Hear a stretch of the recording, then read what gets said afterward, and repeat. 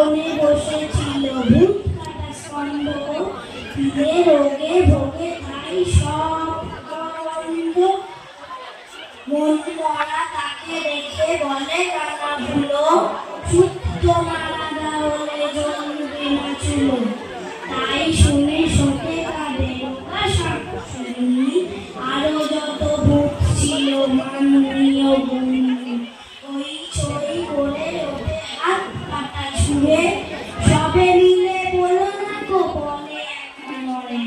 বেঙ্গলটি ছিল সভাপতি সে সভা, জানতে চাইল সে কার চাই কি খাবার। মামুন্ড বলল চাই মানুষের কালিয়া, চাই মুড়ি ঘন্ট বলে ওঠে আলেয়া। ডাইনি বলল খাবো পেট ভরে মিষ্টি, পেতনি বলল নেচে জমে যাবে বৃষ্টি। নমস্কার।